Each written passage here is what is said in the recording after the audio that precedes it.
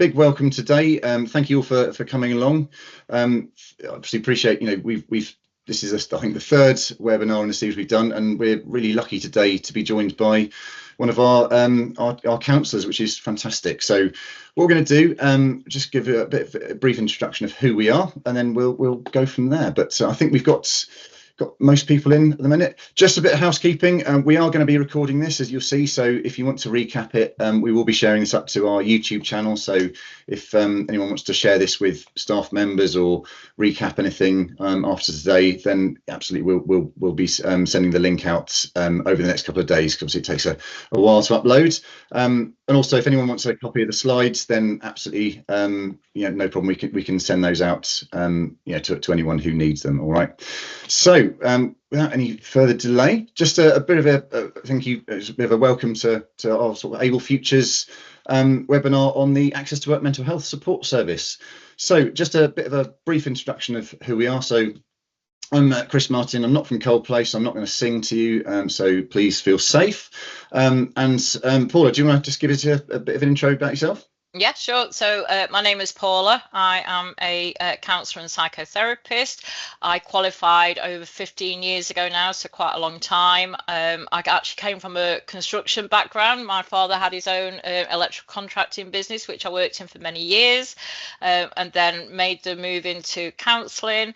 I worked in a variety of settings. I actually was one of the very first, we were called vocational rehabilitation consultants back in the day when Able Futures first got the contract with the DWP. So I was one of the very first workers that worked on the programme. I left shortly and went into EAP work. I'm sure you're probably all familiar with do you know what? My mind has gone blank as to who they were. Probably a good job. But no, I went into working in EAP and then came back across to the Better Help Generation to work within this organisation, but most primarily to work on the Access to Work programme. Been here now for about 4 years, and I'm also the delivery manager on it as well. So really I oversee the implementation of the contract and the smooth running of that, but also managing all of the clinicians, making sure that we're really delivering a high level of support and service to all of our participants and all of our business contacts as well. So hopefully you'll find the session quite helpful today. We are going to also look at a case study as well, so you can really see it from the participants' perspective, as well as just getting that information really in terms of how it can support you as a business as well. Fantastic. Thanks for that, Paula. So today, just a bit of I suppose, an agenda of what we're going to look at. So we're just going to do an introduction to what the Access to Work Mental Health Support Service is, why the DWP are investing in that, providing mental health support services for leaders and employees, our approach to the service, which, as I said, Paula will then sort of describe how that looks, and then that 9-month support journey into actually what that can feel like from the participants' aspect. And then we're going to sort of wrap up with basically, explain how you and any staff members can access that, and then really answer any questions that you might have. Now, obviously, you'll see that the chat is open, so if you want to fire anything into the chat, we'll try and keep an eye on that as we go, but we'll try and pick up any questions at the end, if that's all right. But afterwards, if you've got any questions that pop up, please feel free to email us. I'll drop my email into the chat at the end of the webinar, so you've got that to go with. But so moving forward, so just a bit of a snapshot as to what the Access to Work Mental Health Support Service is. It's a fully funded, work-focused mental health support service, and it's primarily work-focused. So it's looking at tools, techniques, and coping strategies, and really sort of very practical support for participants. It's been around for about 6.5, 7 years now, and it covers the whole of the country. So whole of Scotland, England, Wales. And as you might, some of you might have been on the old contract, which actually the way it runs is very similar. There's no sign-ups or SLAs to go with. Essentially, it's there for you to use straight away, which is great. And it's going to run until at least August 2028. So there's funding in place for that. So we've got plenty of time for that sort of ongoing support, which is great. And just on that, whilst we get to August 2028, albeit it seems a long way away at the minute, people who are getting referred into it at that time, they'll still get 9 months of support. So it's not going to end essentially on that. That's just when the last referrals will be taken in. So looking at the sort of importance of supporting that mental health at work. So as we all know, prevalence of poor mental health is increasing. 1 in 4 people will experience a mental health problem each year. And the World Health Organization estimates 15% of working age adults live with a mental health condition.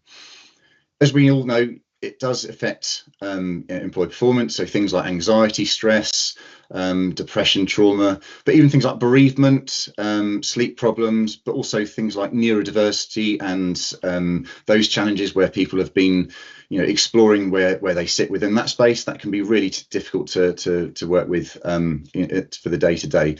And putting a sort of a cost behind it, as we'll sort of go into a little bit more in detail at the minute, but 117.9 billion each year is the cost of mental health problems to the UK economy, which is quite a sobering amount.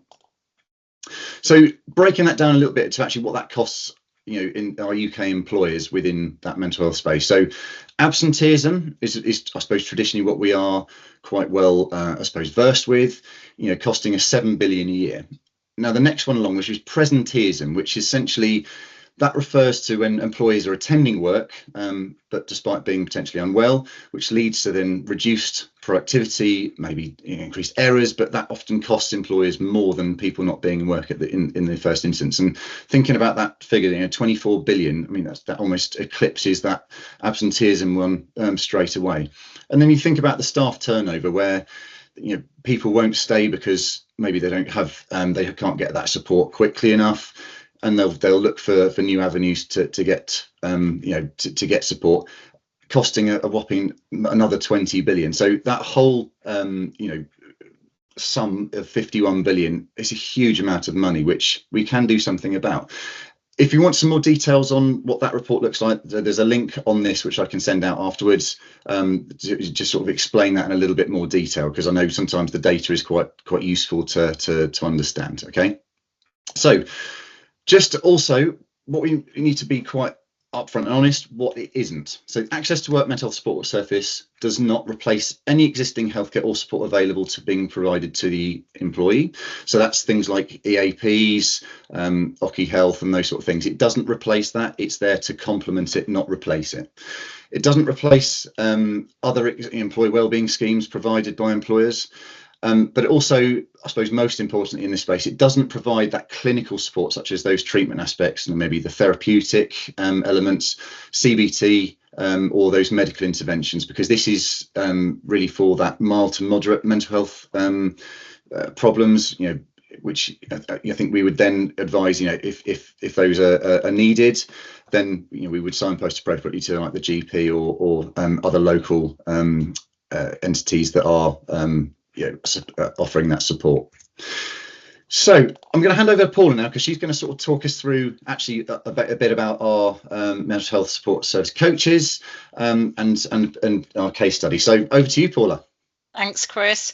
So as Chris was just saying, the service is not here to provide counselling support. Whilst we're all qualified clinicians and we're all members of the BACP, what the service can't provide is that direct structured counselling support. So if you've got EAP in place, then we're not there to replace that. We're there to enhance those services.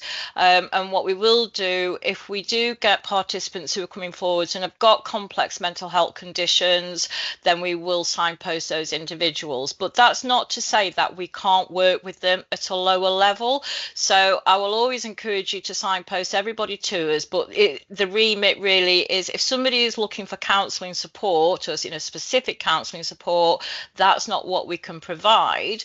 But certainly the clinicians will use all their therapeutic skills and their counselling skills to deliver that support in a therapeutic manner.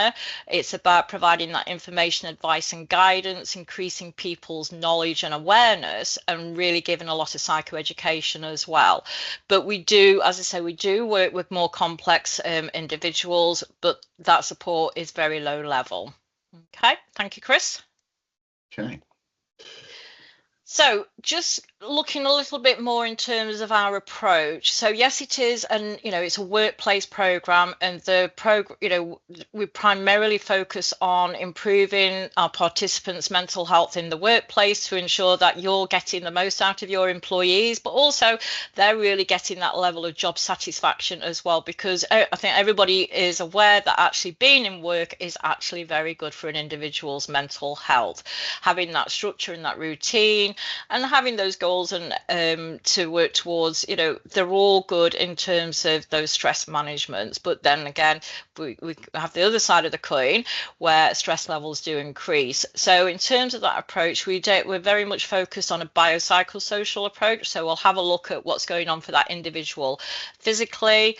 We'll have a look at the psychological needs, but also their environmental needs. And that's not necessarily just their environmental needs in the workplace, it's also at home as well, because the two do go very much hand in hand. So we'll look at all those aspects and we'll identify where the key areas of concerns are, and that's where we'll look to put that support in place. But we do take also very much a holistic approach, and each case is treated on a case-by-case process and basis. It's not a one hat fits all service. Okay, thanks, Chris. Okay. So as previously mentioned, we do take that holistic approach, and we're really sort of focus on employee well-being, but there's quite a few things that happen before they actually even get to speak to one of the mental health coaches. So first of all, they'll go through the referral process, and from there we'll identify the eligibility criteria, check that they are in employment, because that is one of the eligibility criteria, that they need to be in paid employment.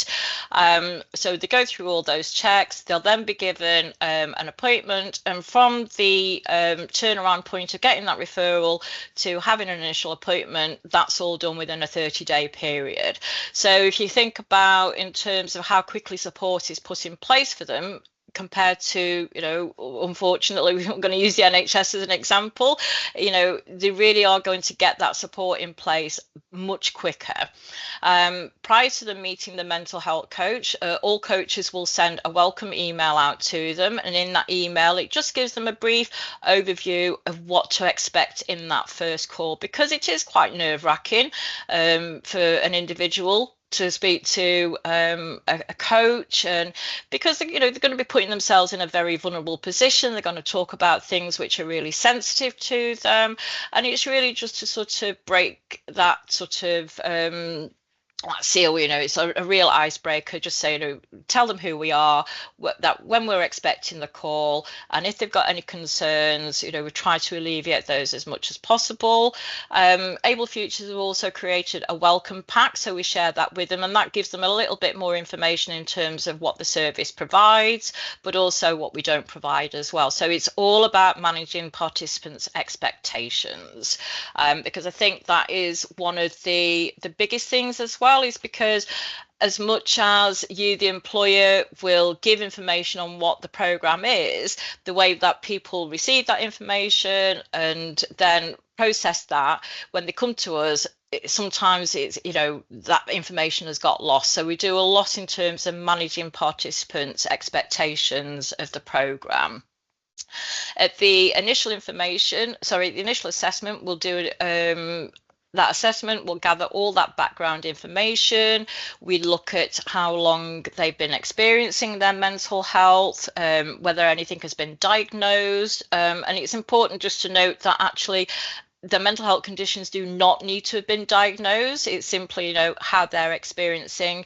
But what we will look at is, how does it impact you in work? What are you really struggling with, and really what are your goals to get out of the program?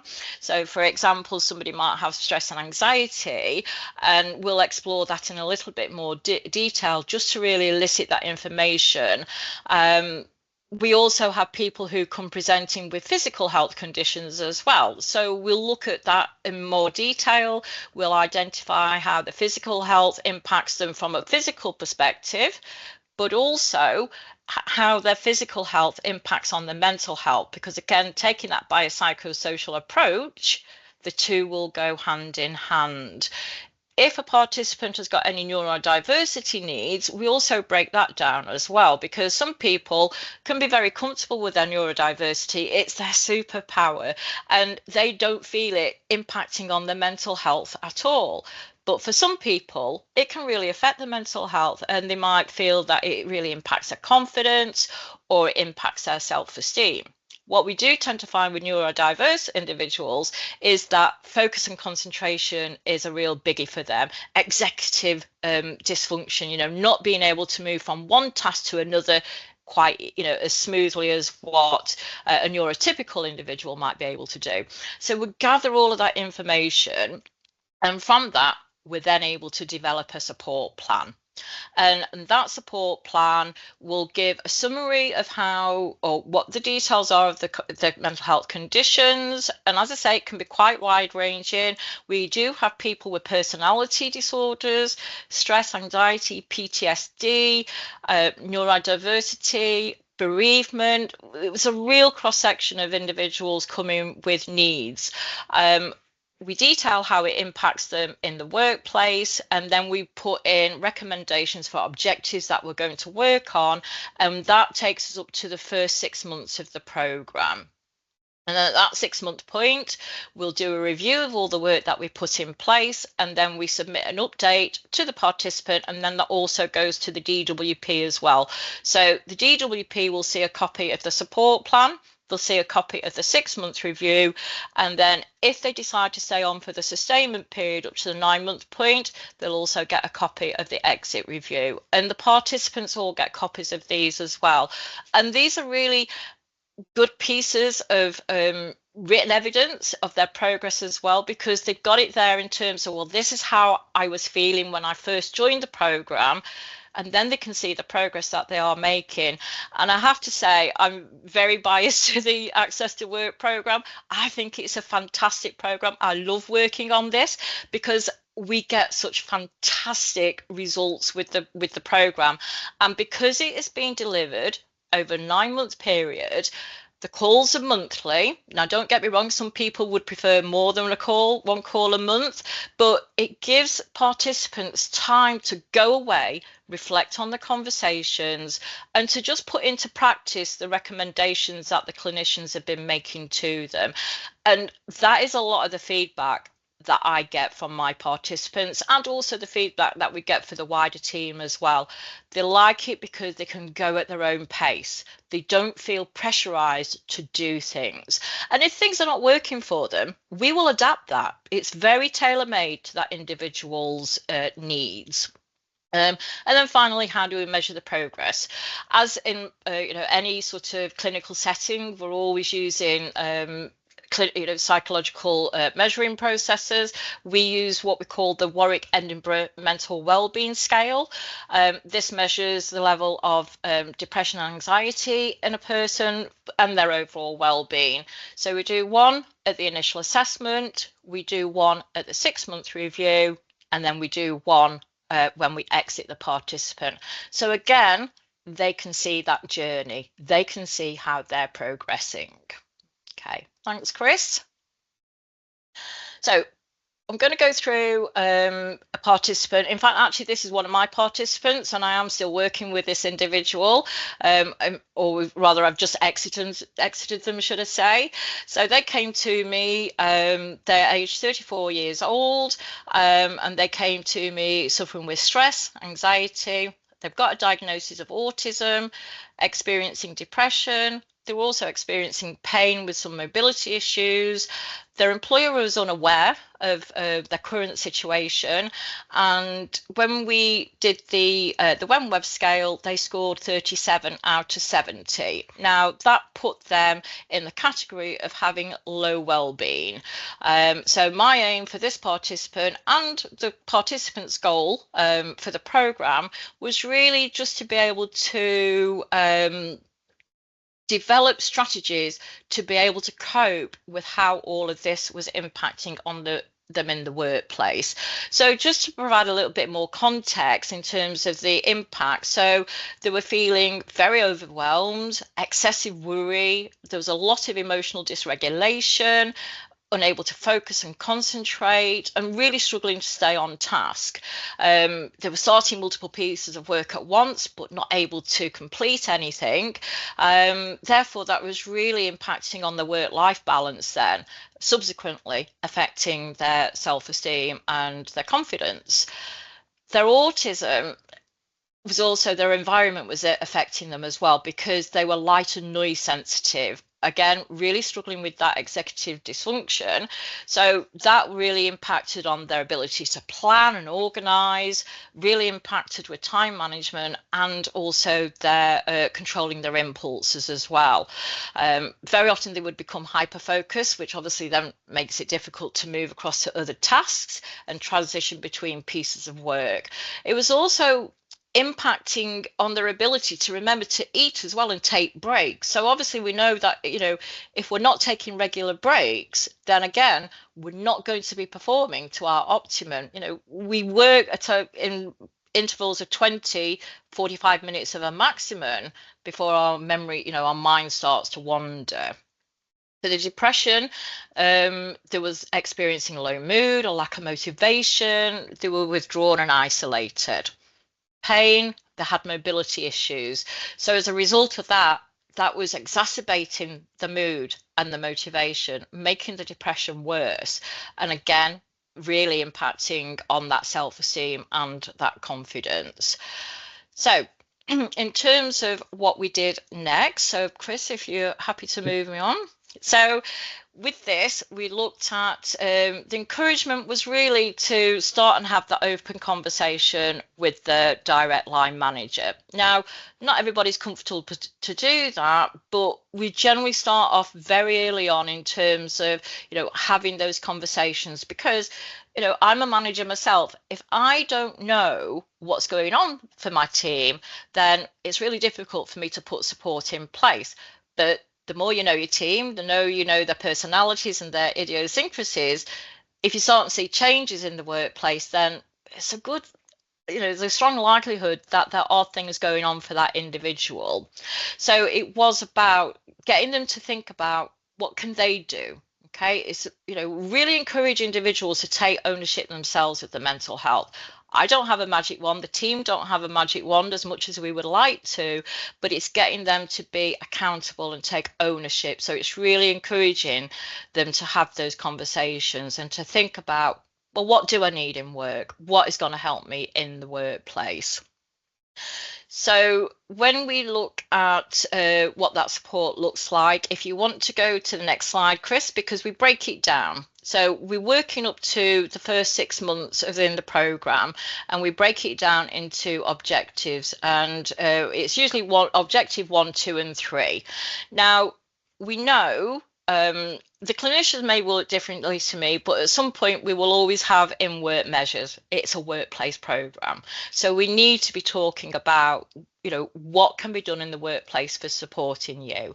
It again, as I say, it's all information, advice and guidance, and we are very clear in terms of managing the participants' expectations that these are guidance. Okay, this is what is available for you out there, and it's up to them as well to do their research and to look into these things. Okay, so as I say, encourage them to speak with their employer, making them aware of the Equality Act. Obviously, if they've been living with a mental health condition for 12 months or more, then the potential is that that could apply. However, that's a legal requirement and that is beyond my jurisdiction, but it's making them aware that that Equality Act is in existence.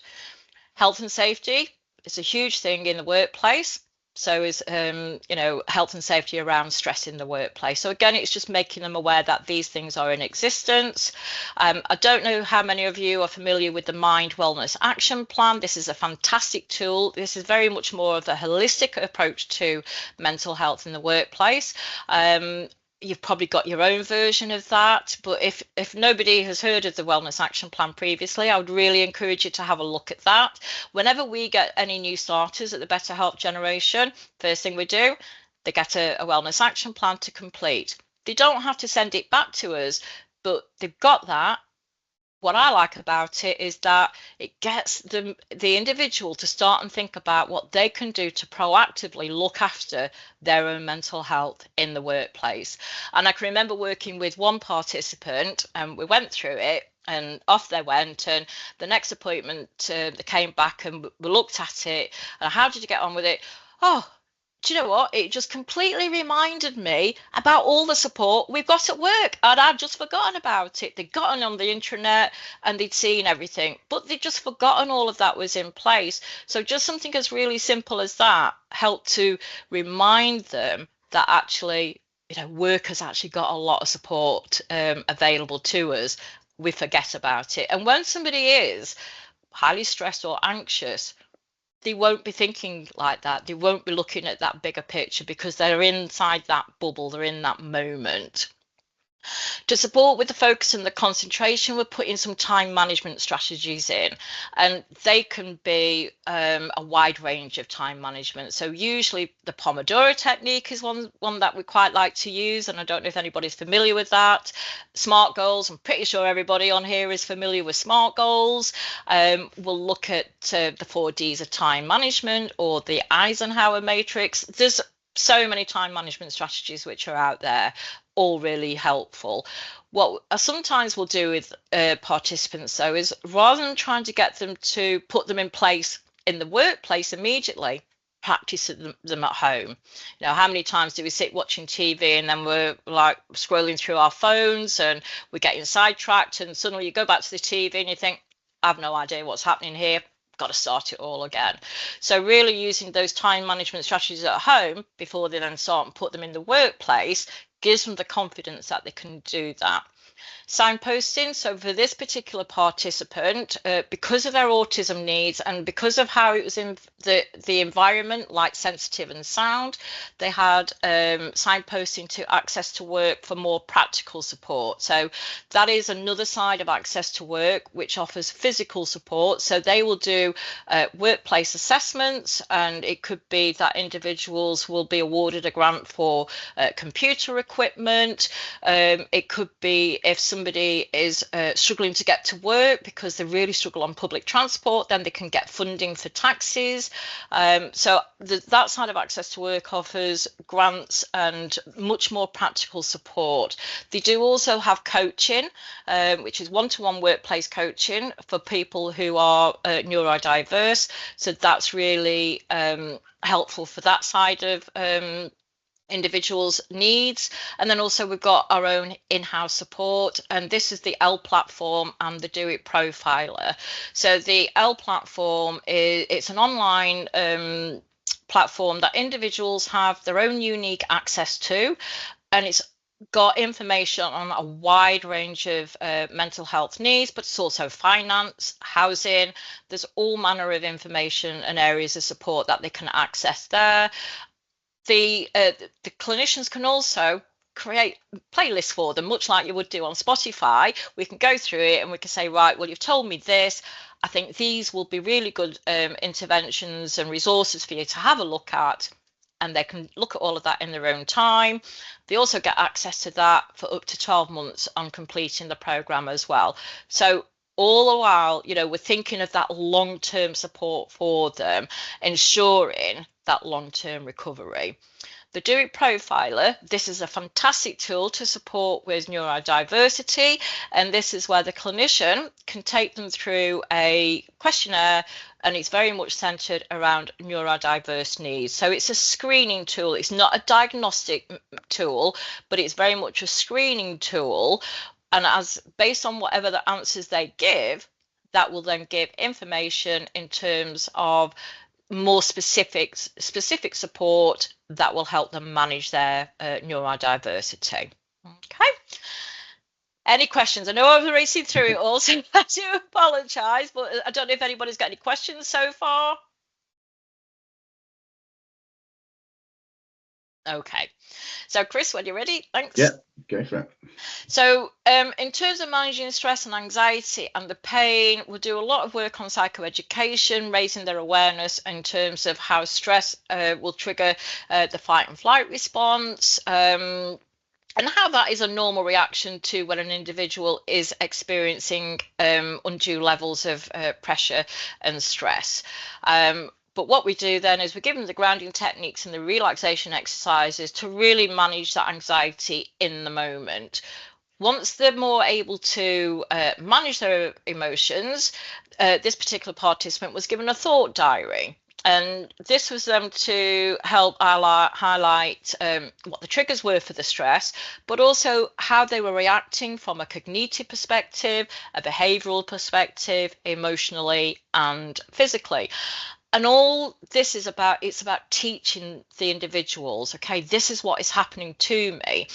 And when participants can see what is happening to them, they then naturally will start to put their own measures in place to mitigate the impact on that. So they're becoming much more proactive all the way through that. Once they're beginning to feel in more control, so we've gone from the mental health controlling them, they're now beginning to feel, yes, I'm getting a handle on my mental health. My anxiety isn't running riot with me anymore. I'm getting some control over this. So we then get them to challenge the what ifs. Because we know with anxiety, we catastrophize things, we go from 0 to 100 in a matter of moments, and it's a worst case scenario. So we really get them to challenge on that unhelpful thinking. So these are all very much CBT skills that we're using and solution focused skills. So as I say, we don't deliver sort of the more traditional counselling support. It's very much that practical support. So we'll really get them to challenge that unhelpful thinking and to reframe it, for looking at it from a different perspective. Getting them to do this as a reflective practice as well, because when you're in the moment, it's really difficult to think objectively and logically about anything. So this is what my thoughts and beliefs were. This is how it made me feel. Okay, so we use a court trial. That's very much a CBT technique. Okay, we're going to challenge it. Where's the evidence behind that thinking? And once they're able to break all of that down, we find out, okay, how do you feel about that now? Those feelings will still be there, but the extent that they feel them has reduced. So all the while, that's them building the confidence and like, oh gosh, yeah, I can really do this. And they're beginning to get that hope for the future that actually I can manage my mental health. What we also did for this particular individual for their pain management was to get them to complete a pain management diary. So what were you doing at the time of the pain occurring, the intensity of the pain, how long did it last for? And really just, again, it's about raising their awareness around that pain. We also put in place pacing for pain, because naturally, when you're in pain, you don't want to do something because you don't want to make that pain worse. However, if we're not mobile, if we're not moving, that just makes it, that can also have a detrimental impact as well. So it's very much about encouraging them to move, but in, where it's manageable. Now, the luxury with the Better Help generation is that not only do we have counsellors working on the Access to Work programme, we also have clinicians working on another employability programmes, but we've got health professionals. So we've got occupational health therapists, we've got physios, and we've got nurses as well. So if ever we feel that we're stuck with a participant, we can go and get their input as well on a particular case. So it's great that we've got that there as a resource, and we do use it, believe me. I'd love it if actually the participants could actually have a session with those individuals, but unfortunately it's not a part of the program. But we do have that luxury of being able to go and have that multidisciplinary team where we can get that information, and then we can feed that back to the participants and to support with that. So that's really what that support looks like for those first sort of 4 months whilst they're on that program. So you can see there's an awful lot of work that we've done there in a very short space of time. So Chris, if you're happy to move on. Yeah.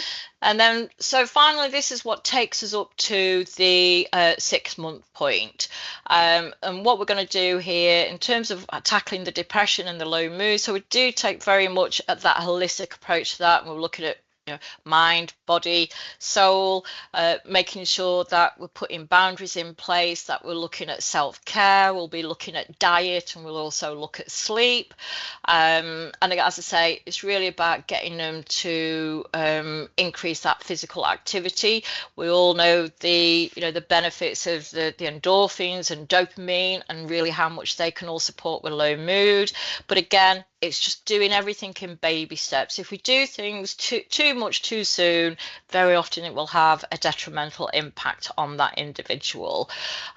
We also will encourage with this particular individual, we found out as we went through the program that change was a real issue for them. They really struggled with that. So we did a lot of work on getting them just to step outside of the comfort zone a little bit.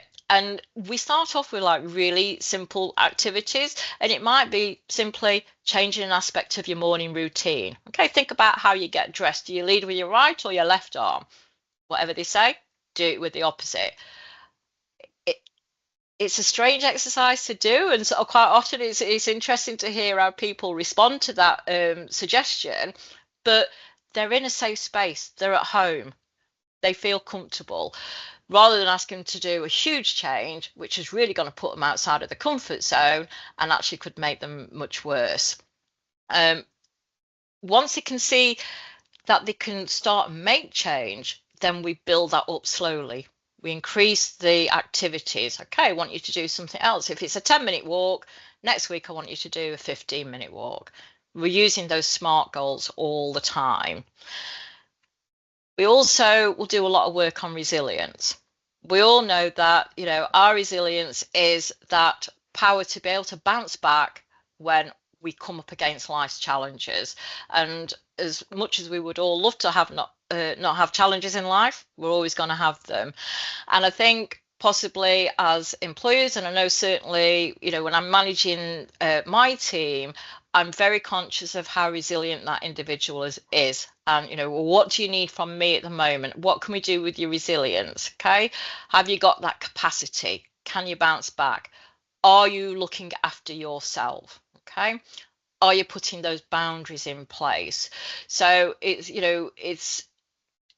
we don't, there's not the expectation that everybody else is going to fix everything for the individual. That individual has got to do a lot of work to support themselves. Okay, it's not for you or for me to fix things for them. They've got the power to do that. So we'll really sort of focus on resilience quite a lot. And we'll use a variety of approaches. So you may well have heard of the 5 ways to wellbeing. That's a tried and tested, it's evidence-based intervention, and that really does help with resilience as well.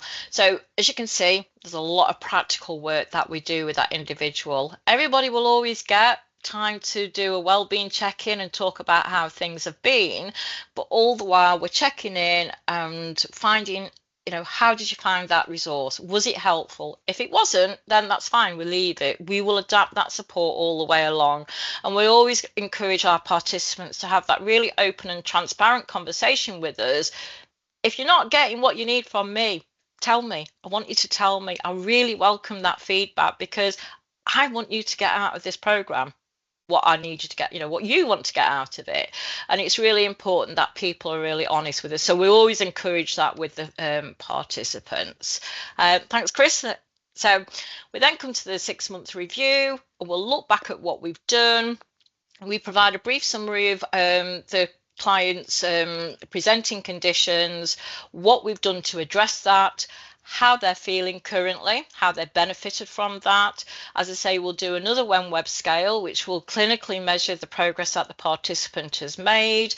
And then we'll check in with them to see, okay, would you like to stay on the program? And more often than not, we've got clients who will say yes. And then we identify, okay, what would you like to work on in these final few months?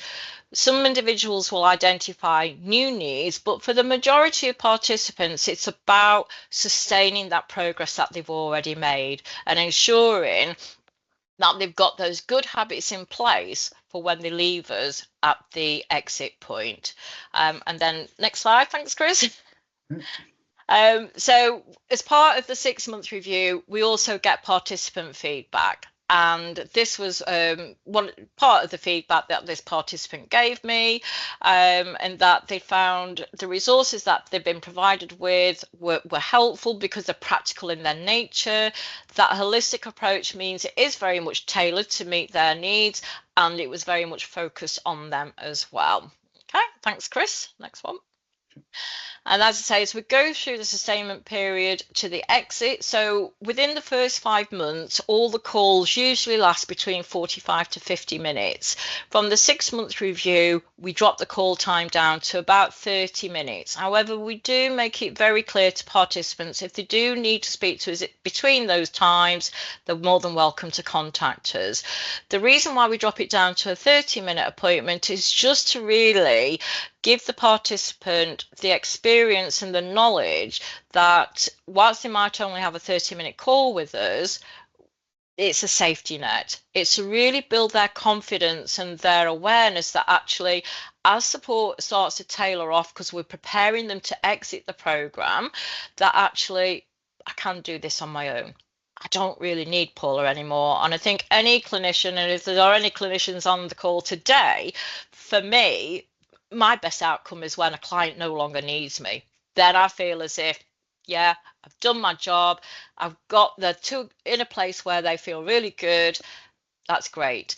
And this is no different with the Access to Work program. We drop it down to 30 minutes to prepare them for life outside of the program. But even when they come off the program, it's not like we're just going to leave them. We always leave them with an action plan of, right, what are you going to do to sustain this? Okay, you've developed all these good habits, and we know what it's like, you know, if we've ever done exercise or a diet or something like that, we'll go great guns initially. Then we might have lost a couple of stone or whatever we've done, and then we become complacent, and a cheeky, kebab pops in now and again, and before you know it, you're back on, those old habits. Mental health is no different. If we're not putting the foundations in place, if we're not maintaining those good habits, then you will slide. But it's also making people aware there's a difference between having a lapse and a relapse. So we do a lot of work in terms of handing off as well once they've completed the program. So it doesn't end there. And as I say, they've still got access to the L platform for 12 months once they've completed the program. And then the exit review, that again is a summary of where the client started to where they are now. And again, we get that feedback again. I think at the time, actually, when I put this together, I hadn't done my exit review with this particular client, so I don't actually have their feedback, but I have since done it. So I think what I'll do, Chris, I'll send you that feedback across and you can add that on. And then, yeah, so that's really what that support has looked like for that participant over that 9-month period. So I hope that's sort of given you a little bit more insight into what goes on. And obviously, if you've got any questions, then just please let me know. Fantastic. Thank you so much for that, Paula. I suppose just to finish off is really how to access this amazing support. And I think it's just quite it's a lot more simple than it sounds. I think sometimes over the last few months when I've been talking to individuals and also businesses about this, actually that sort of thinking of, oh, do I have to sign an SLA or an agreement to be able to use this? And the answer is no. You can use this literally today. You or your staff could access this straight away. So there's the two simplest ways of doing this. Firstly, you can pick the phone up, 0800 321 3137, and they will be put through a little brief screening just to go through the eligibility for that. If for whatever reason that person isn't, they won't just be sort of dumped and hung up on. They will be signposted and safeguarded as appropriate. But if they are eligible, then they'll go through just a very brief screener to sort of understand what that support, where those sort of challenges are. That application gets sent to DWP, and then that callback to arrange that initial appointment will be made very, very quickly. And then that support begins, very, very quickly indeed. So the other method to do it, and it basically follows the same routine, albeit it's an online service. So it goes to ablefutures.co.uk, fill in that form themselves, and it goes through the same process. But our sort of turnaround that we expect from someone doing that initial application to getting their first initial appointment, generally, I think is, we talk about a sort of a 10-day window to, at worst case, to do that. Quite often it can be a lot quicker than that. So if you're thinking about sometimes if people are on waiting lists for other things, this is something they can access very, very quickly. And as Paula's very eloquently sort of described that journey of that, that's how that sort of then manifests into it. So just as another very easy one to sort of remember, like I said, I will be sending these slides out, but it's those three options to self-refer into it. So it's online, so ablefutures.co.uk, the free phone number, or that you can email as well. So hello@ablefutures.co.uk. There is also some accessibility elements within that. So if people need sign language, they can do that to go with. Just for, I suppose, wrapping up today. Any questions? I'd literally, as I was about to move on to this one, I saw Marion's put a question in there. So we're a charity. Can our volunteers as well as staff access this?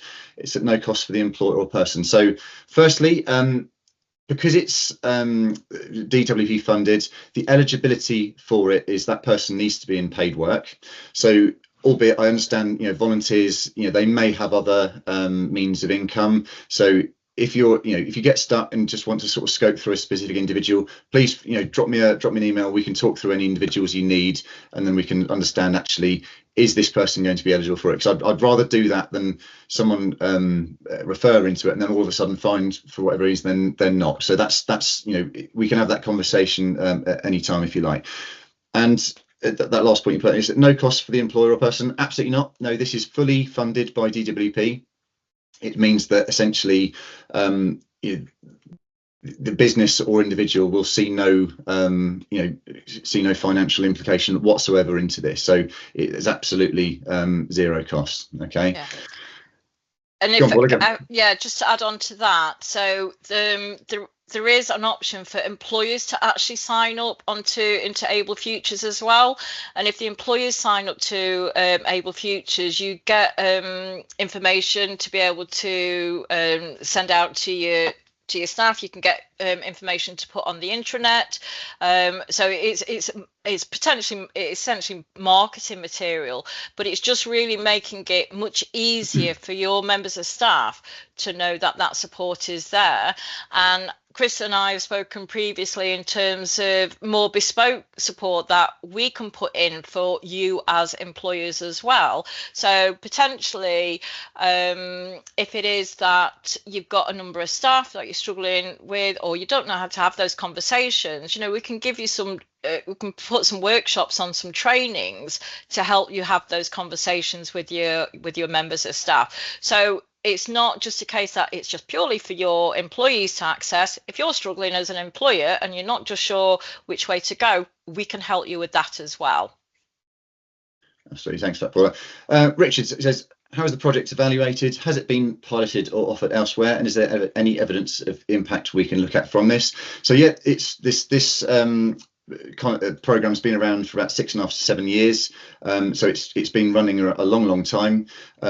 There's a lot of people that we've had through the contract. I mean, probably be able to put some ballpark figures into that, but we're talking thousands, not just a handful of people. So it is, it's not in pilot stage. It's very, very much evaluation. And the evidence of impact, we get frequent feedback and satisfaction scores from participants on how that journey has affected them. So it's very much contextual and tailored to that individual. But Paul, have you got any other sort of comments onto that? Yeah, so it's actually the Access to Work programme has been in existence for probably maybe 10 years actually, but Able Futures have had the contract with them for about 7 years now. But the Access to Work programme itself came into conception a long time ago. I would have to go back and check that. I don't want to give you a date and it be incorrect. So there is a lot of evidence. There will be a lot of evidence out there. We can certainly have a look at getting that for you. But in terms of how we clinically evaluate it, we use the Warwick Edinburgh Mental Wellbeing Scale, and we evaluate participants at initial assessment, at 6 months, and at exit review. Now, there are other people who do deliver the Access to Work programme. What they use to measure the progress, I don't know, but this is what we use at Able Futures, and that's the Warwick Edinburgh Mental Wellbeing Scale. So hopefully that's answered that question for you. Fantastic. And I just see Noreen and Laura just put in there, you know, how do you sign up as an employer and how would employers sign up to the service so it can be added to the intranet for a wider company? I've just put my contact details into there. So if you want to get some materials for your own intranet or anything like that, I can send that through on email. So it's simpler to do that. So if you want to either email me to the address, or, you know, if you're on LinkedIn, I can do it through there as well. So that's just whatever makes you fancy. Just a massive thanks to Paula for her examples of you know, describing that participant journey, which has been really helpful, and hopefully we'll see you all again very soon. So